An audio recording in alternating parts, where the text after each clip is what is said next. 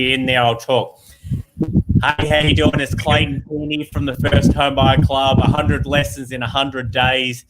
Day 26, lesson 26. Today, what I wanted to talk about is cutting back on the unnecessary spending in order to have more savings to get the things that you want in life. Now, before I get into this lesson, what I wanted to quickly touch on was what I realized from the Facebook Live yesterday with the SMART goals, that when I put the picture up, there was no volume for most of the Facebook Live.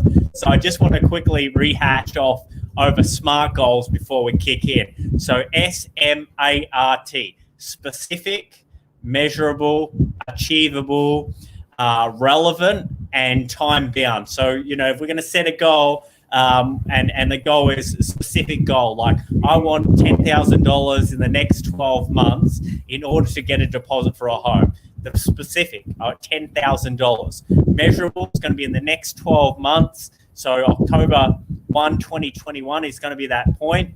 And then we know that the measurables is you need to hit 200 a week to achieve this. So we tick the next box. Is it achievable and is it relevant? Well, yes, of course it is relevant because you want to own your own home. And in order to get this extra $10,000 you need to achieve it, that we're going to have to save $200 a week. And time bound by setting the actual specific date of when we're going to achieve that. 1st of October, 2021. Now we're going to talk about today's unnecessary spending and really how to curb it and save more money. I'm going to have a guest speaker on today, which is really exciting. We're about to connect in a second as well. My guest speaker, a good friend of mine from Melbourne with over 13 years property experience in house and land, Steve Mack, the Property Guru Pro, has seen it all and achieved a lot of great results with his first home buyers. And I'm going to connect him in now. Steve, you on the line? I am, mate. Good morning, Clayton, and good morning, Clayton's audience. Thanks for having me. Perfect. So we're going to kick off with a couple of points, and we'll chat before. You got some rippers as well. So I'm going to start with a couple. First thing I want you to do is, the first step to cutting back any unnecessary spending is actually setting a goal, because it's pointless saving money if you've got nothing to do with it. It's going to be the easiest way you're going to come off track. So the first one is create that goal or that plan or that end that you need to achieve so that we can get there. The second thing, and what I want you to do, and we're going to get a little bit anal with a few of these things, I want you to print out the last 3 months of your bank statements, and let's start going through them. When you print out these statements, we're going to see all those unnecessary spending items that you really shouldn't be doing. And the first thing we're going to kick off with is all your subscriptions.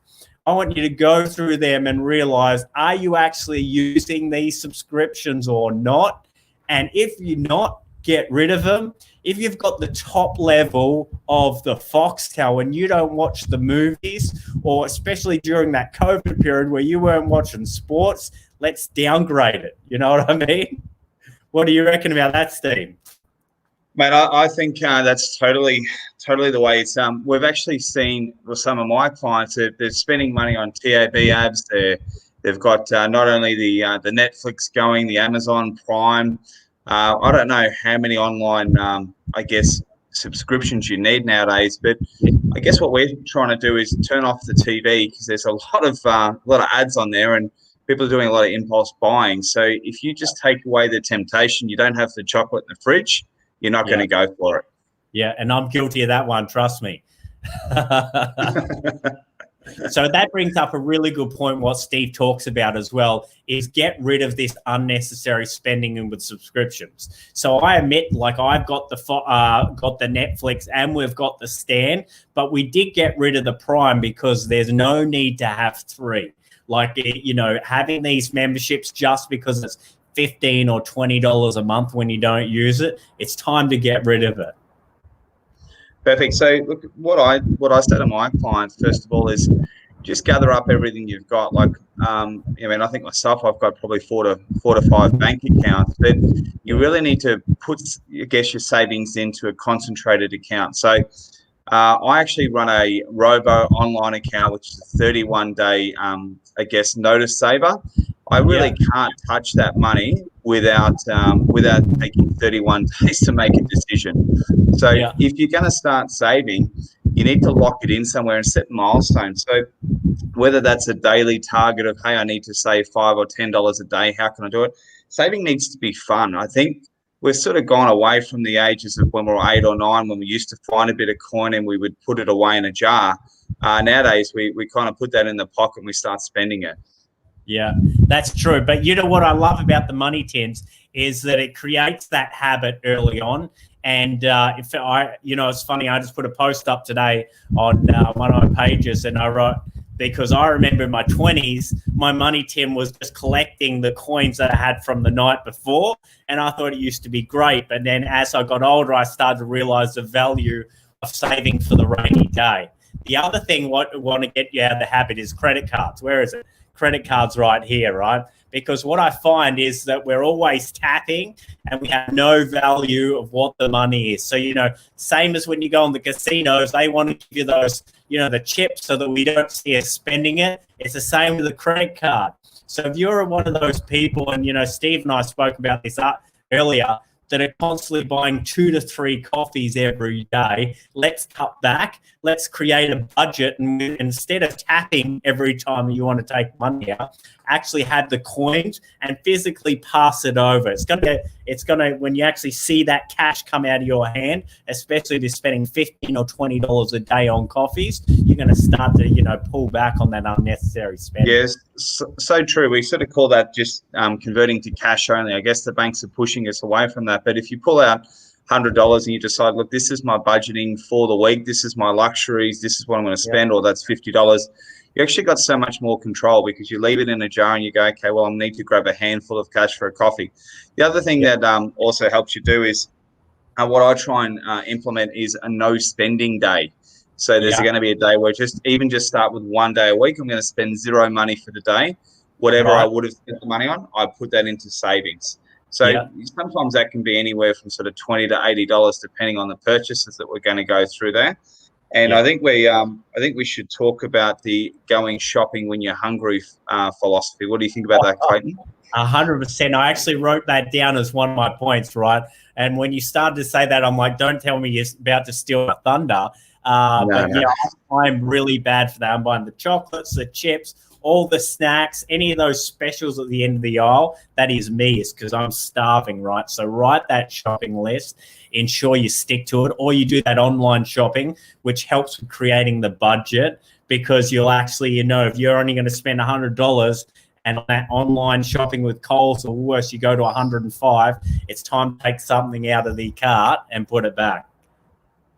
The other thing too is really, and the thing I'd like to really touch on is accountability buddies. So even though you and I talk about how we can assist clients with first-home buyers investments in the property market, it's because we're both experts. We've got the experience to do that. Sometimes we just don't know how to save, or we don't know how to unnecessarily spend. So put someone else in control of making those money decisions and setting those budgets, even investing, even on, for example, Fiverr or Airtasker, finding somebody that can put together a really complex budget, and then from there, reach out and have an accountability partner. Find one of your friends that just seems to have money and they're just such a good saver. Say, hey, can I work with you for a month, and just have them monitor every spend.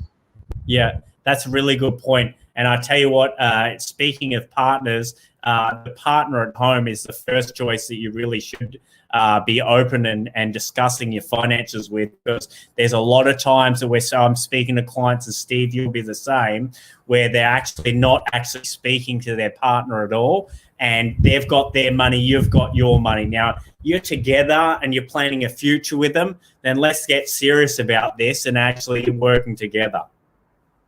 I think when you talk about partnerships, the other thing you can start doing, and what I've noticed since COVID's really come out, which is a blessing in disguise, is I was eating out a lot, doing a lot of takeaway, and I've embraced cooking.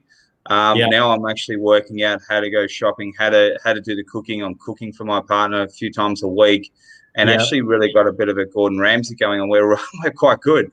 But I reckon even just that alone, there's probably been over $100 a week in savings just for doing the meal preps at home and cooking. And then also too, if you're into fridge and freezer, actually making those meals out for a few days. So you might do your meal prep on a Sunday afternoon, and you might prep up until Wednesday or Thursday.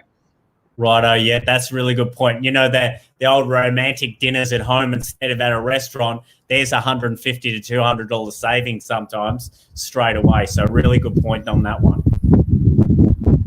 Perfect. And probably the last one I would probably go into is just, okay, so we've talked about saving and scrimping, but just think about your bonus money. Have a column which is for additional extras. What money have you not claimed? So there might be $20 sitting in your, sitting in a wallet somewhere in a jacket, that sort of stuff. If you find some money, park that away, or maybe hit your boss up. You've done some extra hours the week. So if you've done 38 hours instead of 30 hours, that additional 8 hours, think about how you can add more value for your time, because I guess the spending generally happens when we're bored. So look at things like free activities. So instead of spending, $50 to $100 to go to the movies, go and have a movie night at home. Or instead of going down to the mall, go for a walk with a friend. So there's so much out there we can do for free. And I generally recommend just go to Facebook and have a look in your local area and see what the activities are, and actually start attending some local markets and supporting your community that way. And we're not saying, I guess, don't spend it all. We're just saying be more cautious. Instead of spending $30 on a t-shirt, spend $10. They're both black, they're both white, they do the same thing. And let your money go further. Yeah, 100%. Great point. So, all right, guys, hope you got a lot of value out of today. Steve Mack, the property guru pro in Melbourne, thank you very much. Have a good Saturday, and we'll chat soon. Bye, guys. Beautiful. Thank you, guys.